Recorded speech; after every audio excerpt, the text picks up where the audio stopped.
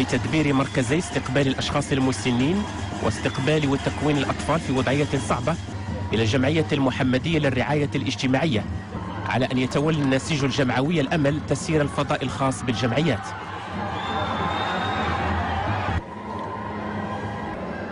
ويأتي هذا المشروع لتعزيز بنيات استقبال الأشخاص في وضعية صعبة التي تضاعف عددها منذ انطلاق المبادرة الوطني للتنمية البشرية سنة 2005 إلى يومنا هذا من 7 إلى 14 مركزا.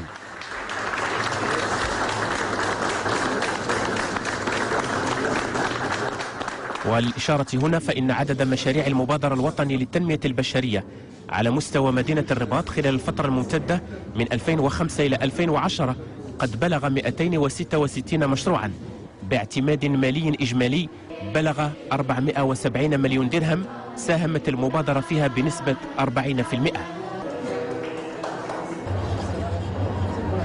مكونات متعددة يضم هذا المركب الاجتماعي الذي يعد نموذجيا على صعيد الجهة وعلى الصعيد الوطني: فضاءات خاصة بالأشخاص المسنين بدون مورد، وأخرى بالأطفال في وضعية صعبة، وفضاءات جمعوية ورياضية ستساهم في تحسين المؤشرات الاجتماعية.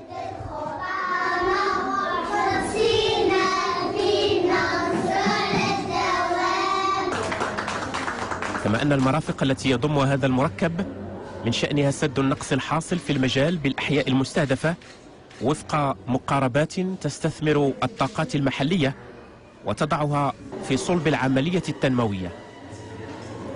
فالمبادرة الوطنية للتنمية البشرية، ومنذ الإعلان عنها من طرف صاحب الجلالة الملك محمد السادس نصره الله في 18 ماي 2005، وهي تشكل حدثا مجتمعيا بارزا بامتياز.